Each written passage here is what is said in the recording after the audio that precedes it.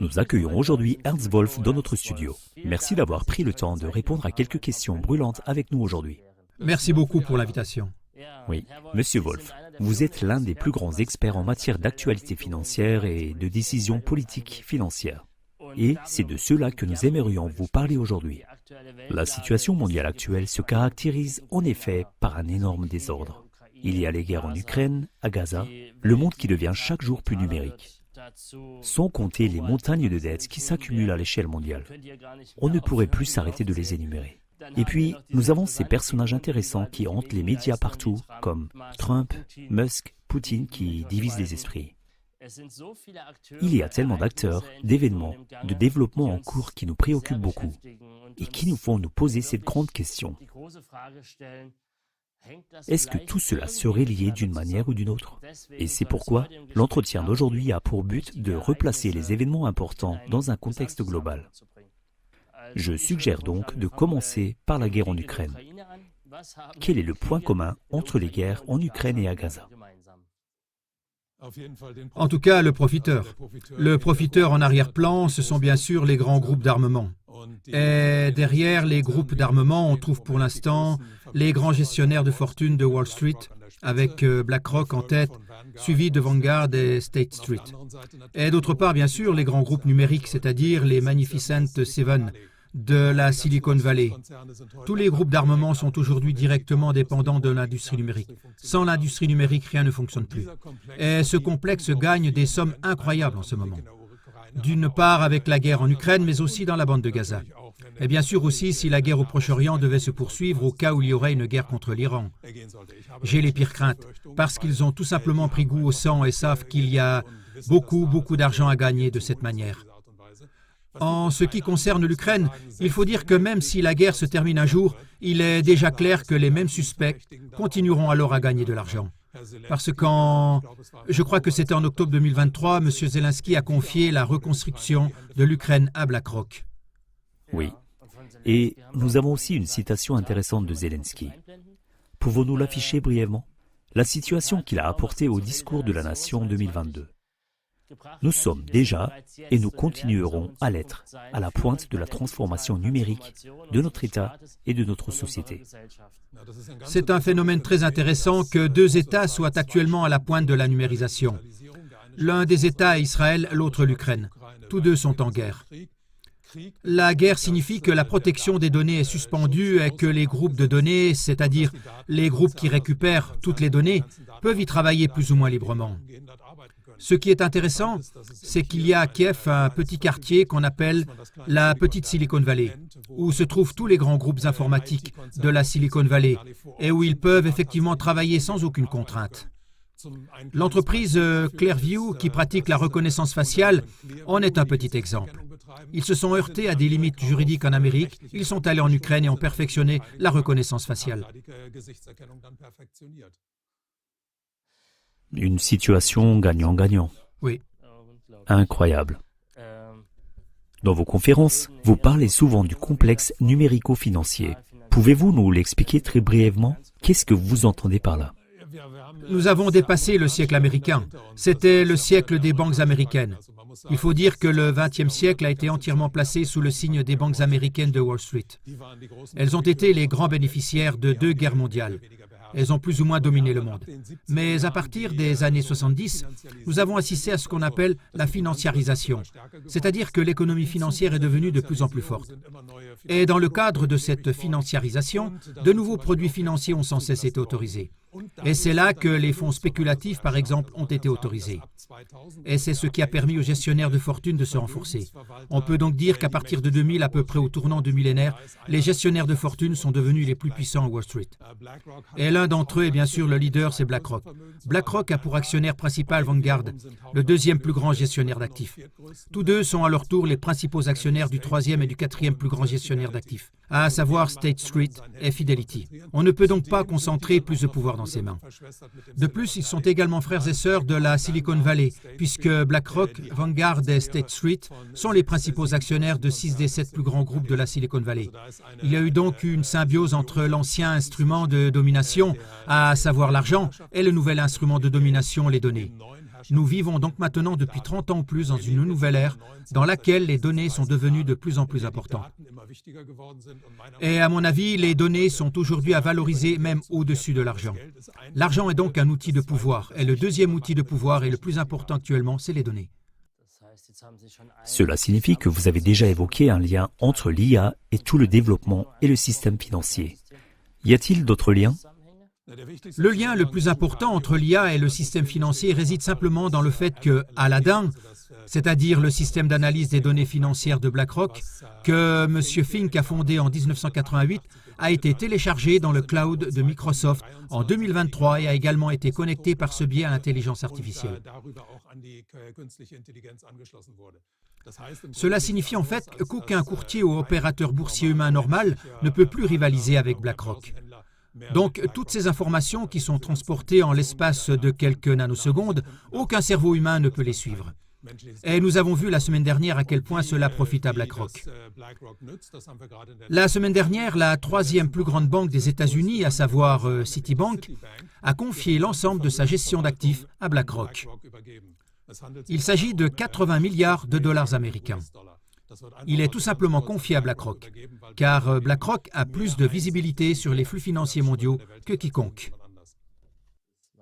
C'est de la folie. Bon, vous avez déjà parlé de Larry Fink. Il y a un lien très intéressant. L'année dernière, Klaus Schwab a soudainement démissionné de son poste important au FEM, comme si de rien n'était. Et j'aimerais beaucoup savoir ce qui s'est réellement passé là-bas. Il y a un lien direct, et plus précisément, Klaus Schwab a nommé Larry Fink au conseil d'administration du FEM en 2019. Ils siègent donc ensemble au conseil d'administration depuis. Mais Klaus Schwab a ensuite fait quelque chose qui, à mes yeux, n'a pas du tout plu à M. Fink. Il a publié en 2020, c'est-à-dire peu après l'éclatement de la grande crise sanitaire, je ne mentionnerai pas le nom maintenant, à savoir en juillet 2020, un livre intitulé « The Great Reset ». Et ce livre s'est répandu dans le monde entier, est devenu un best-seller et a attiré l'attention internationale très fortement sur le FEM. Et c'est précisément ce qui contredit absolument la stratégie de M. Fink. Und genau das widerspricht absolut der Strategie von Herrn Fink. M. Fink aime toujours travailler dans l'ombre. Depuis 1988, il a pris de plus en plus de pouvoir sans que personne ne s'en aperçoive vraiment. Et cela ne lui a sans doute pas plu du tout. Et c'est pourquoi je pense que Larry Fink est maintenant en train de prendre le contrôle total du FEM. Il est intéressant de noter que tout ce conflit a été révélé par le Wall Street Journal. Si on regarde à qui appartient le Wall Street Journal, il appartient à News Corp et l'actionnaire principal de News Corp est à nouveau BlackRock. Larry Fink aurait donc pu empêcher cette publication. Il ne l'a pas fait. Il a donc sciemment fait en sorte que M. Schwab soit mondialement déconsidéré et il est donc responsable de la mise à l'écart actuelle de Klaus Schwab. Ce qui ne veut pas dire que le FEM est mis au frigo. Le FEM continuera à fonctionner. Le FEM est un réseau incroyable qui fonctionne très très bien en Chine, par exemple. Il y a ainsi chaque année une réunion à Tianjin qui est au moins aussi importante que celle de Davos, où c'est toujours le Premier ministre chinois qui fait le premier discours. C'est donc là que l'on sait à quel point ce réseau fonctionne bien. Nous avons déjà beaucoup parlé de la grande puissance des entreprises numériques et financières. Aujourd'hui, nous sommes à la veille de l'introduction de l'euro numérique en octobre. Pouvez-vous faire le lien avec ce que cela signifie maintenant ? Le grand problème avec lequel nous vivons est que notre système monétaire, tel qu'il a fonctionné jusqu'à présent, ne peut plus fonctionner à long terme. Nous avons maintenant dans le monde une énorme montagne de dettes de plus de 350 billions. Les États-Unis à eux seuls sont endettés à hauteur de plus de 37 billions. Cela ne peut pas fonctionner à long terme. Donc un jour ou l'autre, ce système s'effondrera.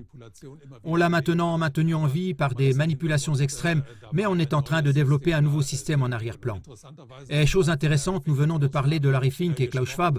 En 2019, le consortium pour le développement de cette monnaie numérique de banque centrale a été créé à Davos. Cela fait donc au moins 6 ans qu'on y travaille en arrière-plan sous haute pression. Aujourd'hui, plus de 130 banques centrales sont en train de développer cette monnaie. Donc ce nouvel l'argent va arriver. Et cette nouvelle monnaie arrivera en même temps que l'abolition de l'argent liquide. Nous serons alors tous plus ou moins obligés de recourir à cet argent. Cela signifie bien sûr qu'on pourra nous contrôler merveilleusement, car cet argent sera programmable. Premièrement, il pourra avoir une date d'expiration. Des taux d'imposition individuels, des taux d'intérêts individuels pourront nous être imposés. On pourra nous rattacher à un système de crédit social, mais on pourra aussi nous couper complètement de tous les flux financiers. Cela signifie donc un contrôle total. Et ce que beaucoup de gens ne savent pas, c'est que c'est le premier système monétaire à deux vitesses qui ait jamais existé. Il y aura en effet une CBDC de gros. Il s'agit d'une CBDC qui s'échange entre la Banque centrale et les grands groupes financiers, c'est-à-dire les grandes compagnies d'assurance, les fonds spéculatifs et les fonds de pension. Et il y aura pour nous, citoyens ordinaires, un CBDC de détail. Et c'est là que j'en viens à l'euro numérique. Selon Mme Lagarde, l'euro numérique doit être introduit à l'automne. Beaucoup de gens ont peur de devoir utiliser l'euro dans leur vie quotidienne. Je n'y crois pas. Je pense donc qu'on va commencer par introduire cette CBDC de gros entre les grands acteurs financiers et que l'autre CBDC ne sera introduite que plus tard. Il y a eu de gros problèmes lors de l'introduction. 4 tests ont été effectués. Le premier test a eu lieu dans la communauté des Caraïbes. Le deuxième s'est déroulé en Jamaïque. Le troisième était au Nigeria. Et le quatrième, à l'heure actuelle, je ne sais pas où c'était. En tout cas, il y a eu 4 grands tests. Et ces tests ont tous mal tourné. Les gens même au Nigeria n'étaient pas prêts à accepter cette nouvelle monnaie. Et c'est pourquoi il faut maintenant emprunter une autre voie.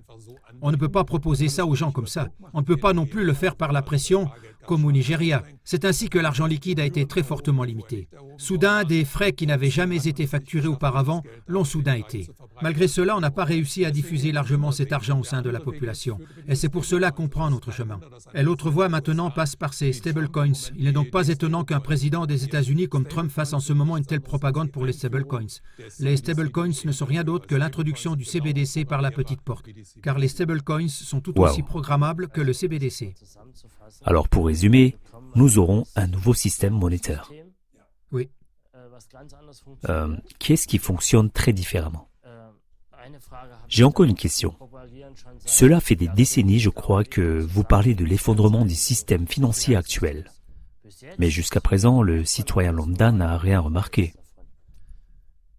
Oui, cela vient de l'énorme manipulation. Ainsi, ces dernières années, des choses ont été entreprises qu'on n'aurait jamais pu imaginer auparavant. Cela a commencé dans les années 70 avec la financiarisation.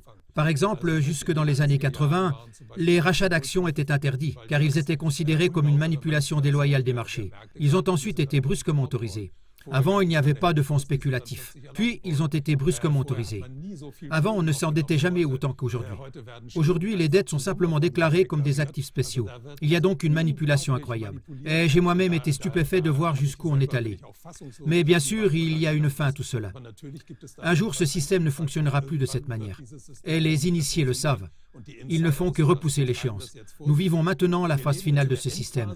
Et cette phase finale est utilisée par les grands acteurs pour piller une nouvelle fois ce système comme il se doit.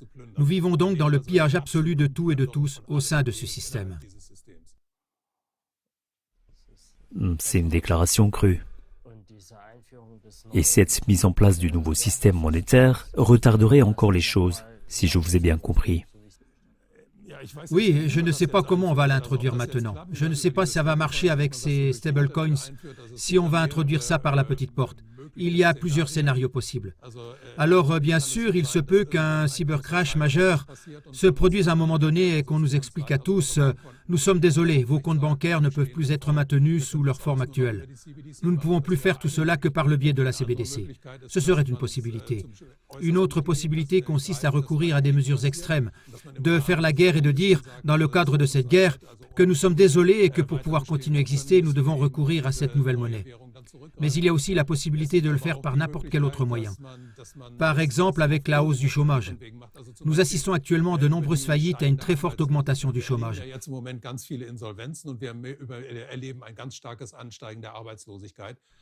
Cela est lié à l'effet percutant de l'IA. Et nous aurons donc dans les prochaines années, dans les prochains mois déjà, mais aussi dans les prochaines années, nous aurons des centaines de millions de chômeurs dans le monde. Et bien sûr, il se peut que les gouvernements disent à un moment donné qu'il faut réintégrer les chômeurs dans le système en tant que consommateurs. Nous leur verserons un revenu de base universel. Et ce revenu de base universel sera donc probablement un très grand sujet dans un avenir proche. Et si on paye cela, je suppose qu'on le fera sous forme de CBDC et qu'en même temps, bien sûr, on fera les autres paiements de l'État en CBDC. Par exemple, le paiement des pensions. Donc, si on avait les chômeurs et les retraités dans le nouveau système, on aurait déjà une grande partie de la population dans ce nouveau système. Relié à tous les bénéficiaires d'allocations familiales. Tout est possible, oui, exactement. Fonctionnaires, employés. Maintenant, vous avez parlé d'un nombre croissant de chômeurs dans le cadre du développement de l'IA. Pouvez-vous développer un peu plus ? Eh bien, l'IA est incroyablement plus avancée que la plupart des gens ne le pensent. L'IA a été testée ces derniers temps. L'IA est toujours classée intellectuellement à un QI de 150 à 160 pour le moment. Donc 160 correspond au QI d'Einstein.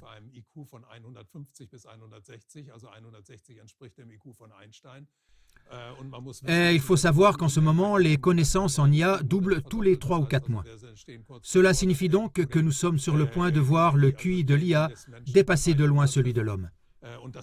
Et cela signifie bien sûr, en combinaison avec des robots humanoïdes ou des imprimantes 3D par exemple, que de très nombreux processus de production se feront à l'avenir sans l'homme. Ainsi, justement, dans le domaine des robots humanoïdes, un homme qui travaille comme artisan quelque part apprend de sa propre expérience et devient donc de plus en plus performant. Un robot humanoïde qui effectue le même travail peut être connecté via l'intelligence artificielle à 10 000, 100 000 ou 1 million d'autres robots qui effectuent le même travail et apprend alors 10 000, 100 000 fois ou 1 million de fois plus vite. Cela signifie donc que dans un certain temps, les humains n'auront plus aucune chance de lutter contre l'IA. Les interviews de Jeffrey Hinton sont intéressantes à cet égard. Je tiens à le souligner. Jeffrey Hinton a été l'ancien développeur en chef de l'intelligence artificielle chez Google. C'est un homme de 75 ans.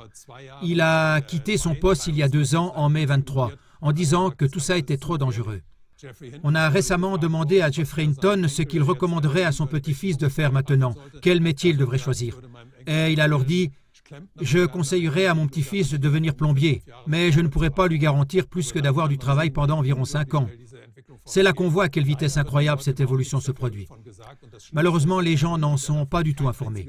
Et le pire, c'est que les politiques n'en disent pas un mot, parce que ce serait le plus grand et le plus important sujet dont tous les gens devraient parler en permanence. D'où cette interview aujourd'hui. J'irai encore plus loin.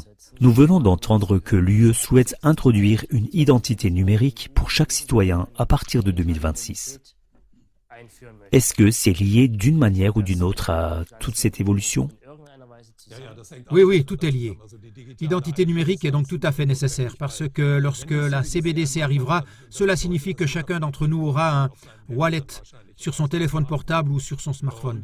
Et ensuite, il faut s'assurer que chacun est effectivement identifiable afin que les gens ne puissent pas accéder à un autre portefeuille.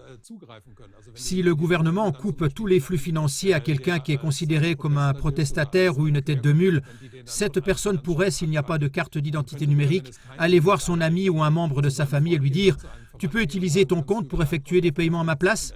Mais s'il est identifiable par le biais de l'ID, alors il est effectivement mis à l'écart. C'est donc là que le contrôle absolu est total et possible. Et c'est sur ce chemin que nous nous trouvons en ce moment.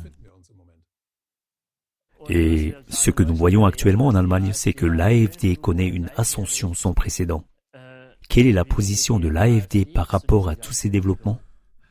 À mon avis, l'AfD est plus ou moins l'équivalent de ce qui s'est passé en Argentine avec Milei ou de ce qui s'est passé aux États-Unis avec Trump. Les gens ne comprennent pas du tout le contexte en arrière-plan. Ils misent sur un certain sauveur. On leur promet alors quelque chose, mais il faut vraiment y regarder de très près.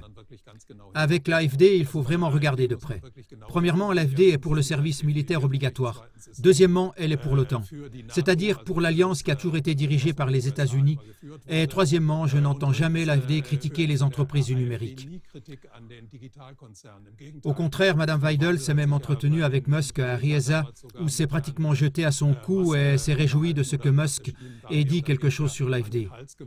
Musk continue continue de poster sur l'AfD. Il a encore dit il y a quelques jours que seul l'AfD pouvait sauver l'Allemagne. L'AfD n'est donc rien d'autre qu'un autre bras de ce complexe numérico-financier.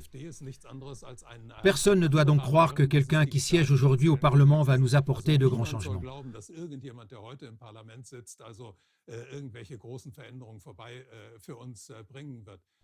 Cela vaut pour la gauche comme pour la droite. Donc toute cette distinction entre gauche et droite n'est rien d'autre qu'une tromperie du public. Nous vivons à une époque où toutes ces valeurs du passé ne sont plus valables. Nous vivons une nouvelle époque et c'est là qu'il faut faire appel à sa raison et non à son positionnement quelque part à gauche ou à droite. Bien. Dans vos interviews, vous mentionnez toujours la société Palantir. C'est une entreprise très intéressante. Nous avons le logo ici. J'ai deux questions à ce sujet. La première, que signifie Palantir à notre époque? Et la deuxième, avez-vous déjà des informations sur l'existence de projets similaires en Russie ou en Chine? Il y a à coup sûr des projets similaires, mais parlons d'abord de Palantir. Palantir a été fondé en 2004 par Peter Thiel. Qui est Peter Thiel? Peter Thiel est l'un des cofondateurs de PayPal. C'est un ancien copain d'Elon Musk. Et Peter Thiel a misé très tôt sur la reconnaissance faciale et sur l'industrie numérique et a fondé cette entreprise. Et ce, avec l'aide de la CIA. La CIA a donc également versé une contribution à l'époque. Et il est intéressant de noter que cette entreprise n'est pas seulement devenue active pour la CIA, mais aussi pour la NSA, pour l'FBI, et travaille désormais aussi pour le Pentagone. Elle travaille également pour l'armée ukrainienne dans le choix des cibles de guerre et également pour l'armée israélienne dans le choix des cibles de guerre. Palantir est l'une des entreprises qui a le plus progressé en bourse au cours des derniers mois. Elle a désormais une valeur boursière très élevée. L'entreprise a pris un pouvoir incroyable parce que nous vivons justement à cette époque où l'argent n'est pas la seule chose qui compte, mais aussi les données. Et il n'y a personne d'autre que Palantir qui possède des données vraiment critiques. Ce qui est intéressant pour moi, c'est le rôle que joue Peter Thiel. Peter Thiel est né en Allemagne, a grandi en Afrique et est aujourd'hui l'une des plus grandes figures de la Silicon Valley. Peter Thiel a également veillé à ce que ces hommes soient positionnés dans le cabinet de Trump. Ainsi, le conseiller de Trump pour les crypto-monnaies et pour l'IA est un homme qui s'appelle David Sacks. Ce David Sacks fait également partie de ce groupe qu'on appelle la mafia PayPal.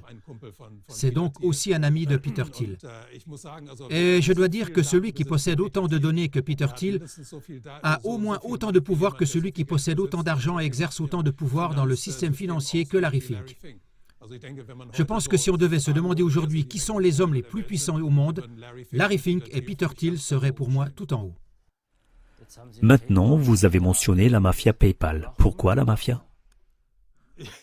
Oui, parce qu'à l'époque, PayPal avait déjà racheté d'autres entreprises avec des méthodes mafieuses et s'était bien sûr aussi emparé des données des autres.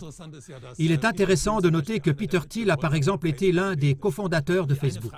Et la seule question que beaucoup de gens ne se sont jamais posée, c'est pourquoi Facebook est-il gratuit?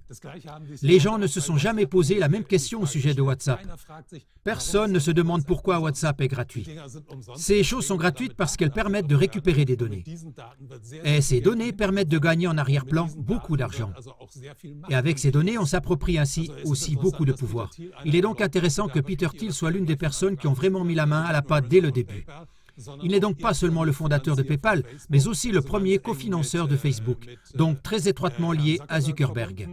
Et ce qui est intéressant, c'est qu'il est, tout comme Larry Fink, quelqu'un qui aime rester en arrière-plan. Nous venons d'avoir la réunion à la Maison-Blanche où Mark Zuckerberg était présent, où Bill Gates était présent et où les deux étaient assis à côté de Donald Trump et de sa femme Melania. Peter Thiel n'était pas présent. L'homme aime rester en arrière-plan. Il tire les ficelles depuis l'arrière. Oui, ce modèle d'entreprise, vous devez l'expliquer à nouveau. Comment gagne-t-on de l'argent avec les données? C'est-à-dire de manière très pratique, peut-être à partir d'un exemple. Est-ce au point de pouvoir alimenter tout Facebook? Les données sont la chose la plus importante de nos jours, car elles permettent de gagner beaucoup d'argent. Si vous savez exactement ce qu'une personne achète, si vous savez exactement où elle se trouve, vous pouvez toujours lui proposer les offres que vous savez qu'elle va saisir. Un exemple très intéressant qui date un peu est celui d'Amazon qui, sur la base des données de vente, a su 2 semaines plus tôt qu'elle qu'une femme était enceinte. Ainsi, avant que les femmes n'apprennent de leur gynécologue qu'elles sont enceintes, Amazon le sait déjà, 2 semaines auparavant, en raison de leur comportement d'achat. Et alors, on peut bien sûr simplement fouiller dans les données pour savoir ce que les femmes enceintes achètent volontiers. Puis on leur donne la bonne publicité via le téléphone portable ou l'ordinateur. Et hop, c'est acheté. Ce sont donc des transactions de plusieurs milliards de dollars qui se déroulent en arrière-plan. En Russie et en Chine, de tels mouvements sont bien sûr également en cours. Là aussi, des entreprises comme Palantir sont créées. Il faut dire qu'ici, en Occident, nous ne savons pas grand-chose sur la Chine.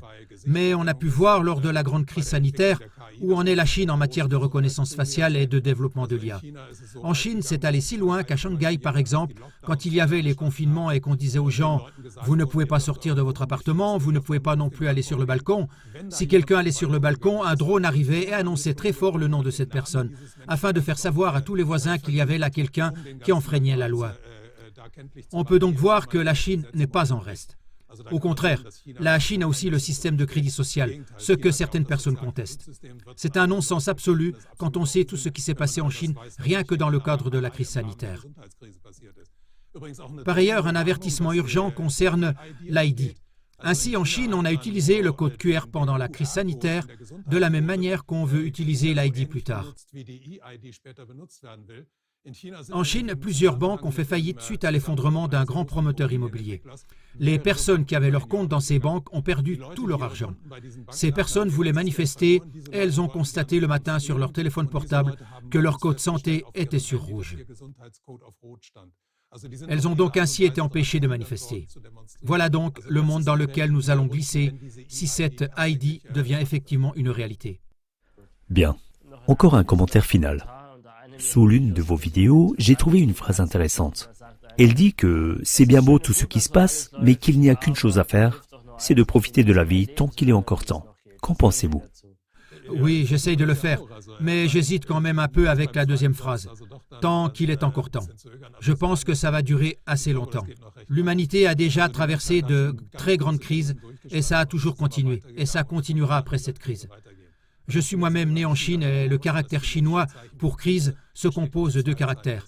L'un est un danger, l'autre une opportunité. Et je pense que même dans les pires moments, dans le plus grand bouleversement de l'histoire, il ne faut pas seulement voir les dangers, mais aussi les opportunités. L'IA elle-même n'est pas responsable de ce qui se passe. La faute est aux humains qui utilisent ces IA. Et malheureusement, l'IA est pour l'instant utilisée par un nombre très limité de groupes, à leur profit. Si l'IA était maintenant utilisée pour notre bénéfice à tous, nous devons dire que nous serions alors face à un avenir doré. Si nous pouvions effectivement confier à l'IA toutes les mauvaises tâches qui doivent encore être accomplies par l'homme, les hommes seraient alors libres de faire ce à quoi ils sont destinés. Ils pourraient être créatifs, ils pourraient faire de la musique, ils pourraient lire des livres, ils pourraient se rassembler et vivre en dehors du travail sans toute cette pression. La créativité humaine, il n'y aurait pas de limite. Le problème, c'est que l'IA est actuellement entre les mains de très peu de personnes et de très peu d'entreprises qui ne s'intéressent qu'à elles-mêmes. Et c'est le gros problème qu'il faut changer. Avez-vous une phrase de conclusion quand vous voyez tout cela ensemble? Oui, nous vivons probablement le plus grand bouleversement de toute l'histoire de l'humanité. Et nous vivons la fin d'un immense cycle. Et à mes yeux, tout ça, bien plus loin que ce qui est actuellement discuté, y compris dans les milieux alternatifs. Parce que si nous imaginons que l'IA va effectivement prendre le relais comme ça semble être le cas aujourd'hui, alors l'argent deviendra lui aussi totalement superflu à un moment donné. Parce qu'alors, tout le travail dans le monde sera en grande partie, c'est-à-dire à plus de 90% effectué par des robots. Ces robots auront des possibilités de production illimitées. Et si nous nous souvenons ce que signifie vraiment l'argent, l'argent est entré dans le monde après l'économie de troc. Il s'est développé à partir de l'économie de troc et a toujours été un miroir de la quantité de travail humain contenu dans une marchandise quelconque. Ainsi, une marchandise est chère parce qu'elle implique beaucoup de travail humain. Une autre marchandise est très bon marché parce qu'elle nécessite peu de travail humain. Mais si ce travail humain ne joue plus aucun rôle dans la société, si tout cela est pris en charge par l'IA, alors l'argent ne joue plus aucun rôle non plus. Nous vivons donc vraiment un seuil historique. Il doit se passer quelque chose. Nous devons voir que l'homme maîtrise lui-même tous les événements et que cette nouvelle technologie n'est pas utilisée pour nous soumettre tous à quelques-uns. Ce que je peux encore donner comme conseil personnel, c'est de veiller à ce que les enfants et les jeunes ne soient pas trop impliqués dans la sphère numérique et ne croient pas tout ce qu'on leur dit. Il faut toujours se poser des questions pour chaque information. Qui m'informe? Quel est son intérêt? Qu'est-ce qu'il me veut? Ensuite, on objectivise. En ce qui concerne l'intelligence artificielle et l'utilisation de l'intelligence artificielle en particulier, il faut vraiment être très prudent en ce qui concerne les jeunes. Il y a malheureusement en ce moment beaucoup d'élèves, beaucoup d'étudiants qui font produire leurs travaux par l'intelligence artificielle. Je recommande toujours à tous ces gens les vidéos du néo-zélandais d'origine coréenne, Justin Sung. C'est un médecin néo-zélandais qui a parlé de l'impact de l'utilisation de l'IA sur le cerveau humain. C'est parfois effrayant. Si en tant que jeune, on n'essaye plus d'analyser soi-même certains faits ou de trier une quantité d'informations, mais qu'on laisse l'IA s'en charger, on ne parvient pas à développer les structures de base du cerveau. C'est une évolution très dangereuse. Dann versäumt man also die grundlegenden Strukturen im Gehirn zu entwickeln. Und das ist eine ganz gefährliche Entwicklung. Si on confie trop tôt à l'IA des tâches qu'on devrait faire soi-même pour développer son cerveau, on entre alors dans une spirale très dangereuse. Je pense que tous les parents et tous les grands-parents devraient faire très attention à ce que ça n'arrive pas à leurs enfants et petits-enfants. Merci beaucoup pour ces paroles qui éclairent beaucoup. Une interview passionnante. Je vous remercie. Merci beaucoup.